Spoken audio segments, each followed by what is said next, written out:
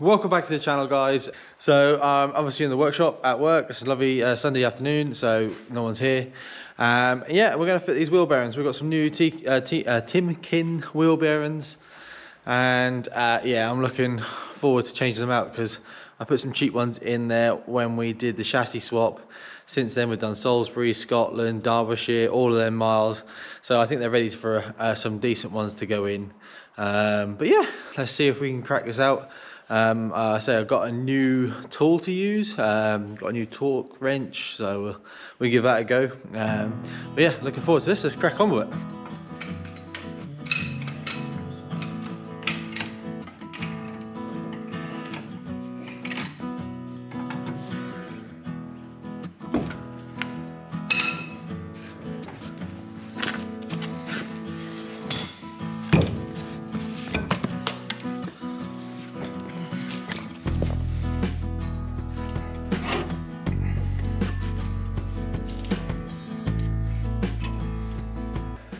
Right, so now we're going to remove the dust cover on here, take the split pin off, then we're going to remove the flange, undo the big nut, go from there.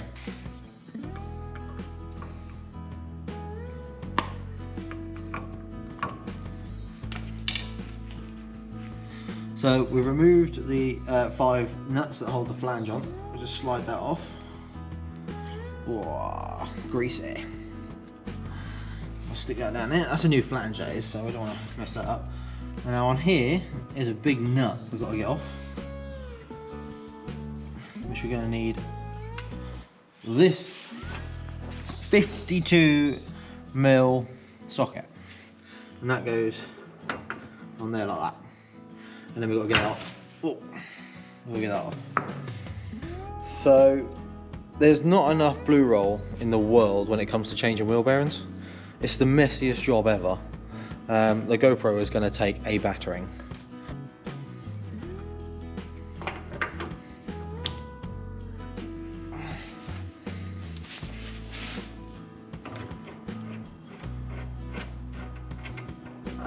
Yeah, big nut.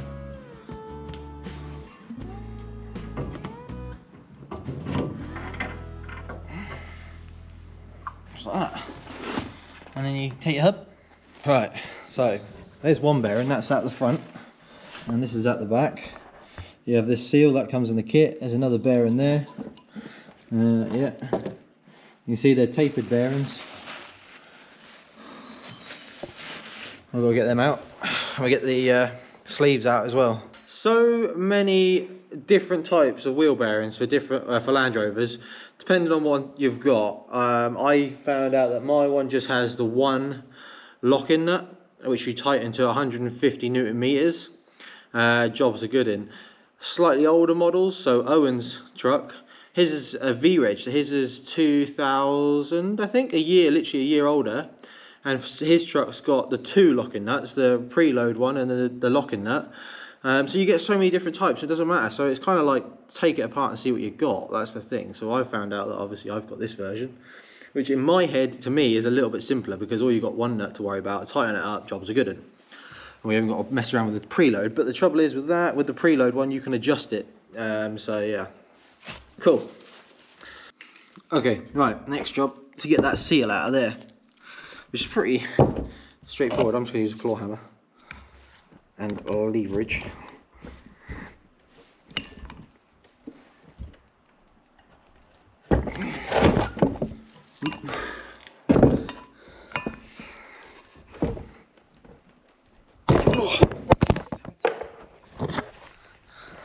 Whoops. You're still there. That's twice I've dropped you guys today. Right. I got it. Oh dear. Look at that. That is nasty. Another bearing. They're tapered bearings. This one wasn't too bad. Right. So there's 2 sleeves in there I've got to get out. And that's what the bearings run on. Oh my god, a lot of grease. Like I said, there's not enough blue roll in the world for this. So now we've got all them bits out and cleaned up the inside of that wheel hub. Just going to find like a punch, and we're going to punch the sleeves out which the bearings ride on. So we're going to punch the bottom one out, flip it over, and then punch the other one out.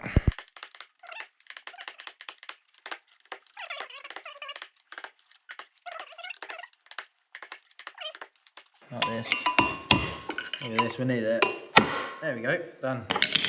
Lift it up, there we go. So that's what we're getting out. Now I'll flip it over and do the other side, but it's literally the same process. Now that we've cleaned this hub out, and we took the sleeves out, I don't really know what the technical name is for it, but we've cleaned that all out in there as best we can. It'd be good if you've got some degreaser or stuff, that would be the best thing to use. But yeah, so now what we're going to do is there's a gasket on here, that can come off, that's a paper gasket. Don't worry too much about that, you'll get one of them in your kit. Or we have anyway. Right, so now what we need to do is make sure this is nice and clean, which it is. And then we need to get our kit. And in here are my bearings, and in the bearings you'll have some more of those sleeves that you push in. But you must make sure the bearing that comes with the sleeve goes with the sleeve, because they're paired, I think is the right word. So if I open this up, right, so this sleeve comes with this bearing, so that must go together, that must go in there like that. And the same with the other one. So that's kind of a rule of thumb. But we do need to grease these bearings up, and Sean showed me a really good way of doing this. He said basically get your bearing, stick it in like a sandwich bag or a bag, and chuck a load of grease in there and work it around in the bag, and it'll fill the bearing up with grease brilliantly. We're now going to knock the bearing in for the front one. There we go. What I tend to do is get the old sleeve, sit that on top. I say like I've done this before. I've done it a few times with other people supervising.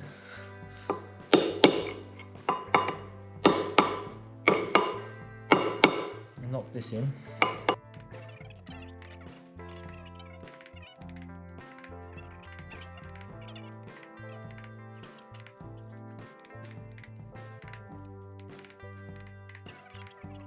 The note has changed. See, now it sounds solid. You just check it. Sounds solid now.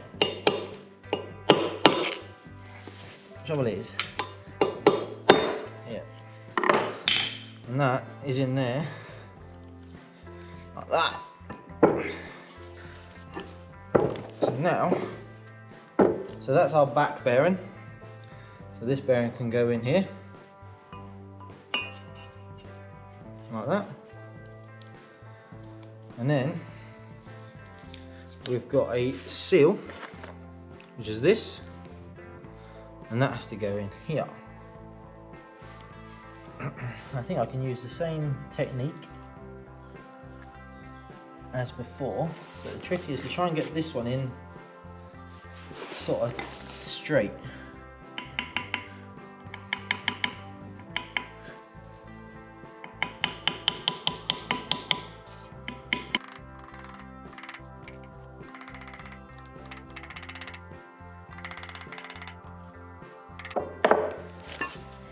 Now you don't want this sticking out too far, because if not, when your wheel spins, it will wear away the actual seal that holds all the grease in on the stub axle. But you don't want it in too far either, because then it will hit the bearing. So that's the seal in. I've gone for that sort of depth. Hopefully that's about right.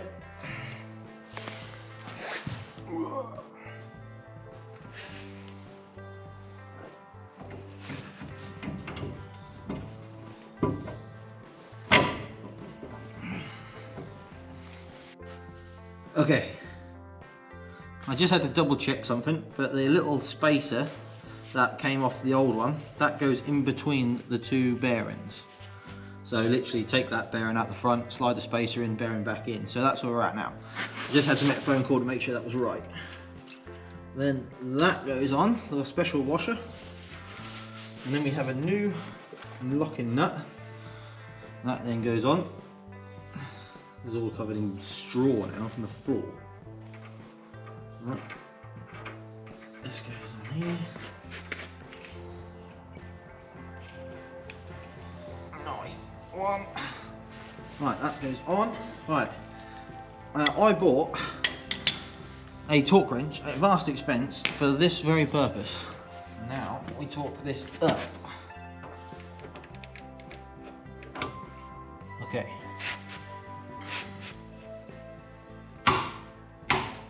There we go. Yep. 150 Newton meters of torquage. Right. There's a tab you have to hammer in. So we'll do that.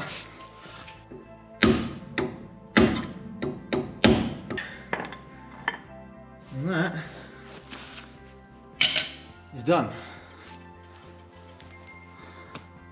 Brake caliper back on. We've got to put this all back together. So you get these stupid things, these paper gaskets, these go on here.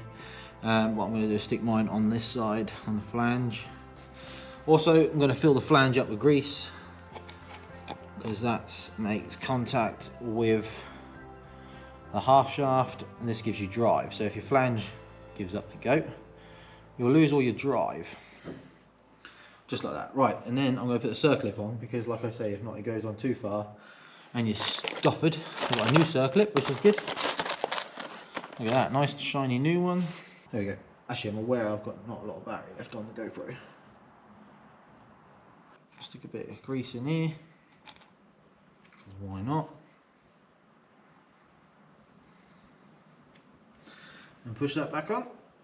There we go. And that is how you change your wheel bearing.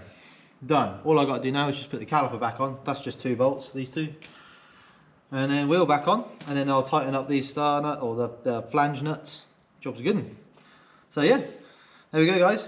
This process is exactly the same for the other side, so I'm not going to show you that. But yeah, it's been quite a flory episode today, and I made a bit of a mess.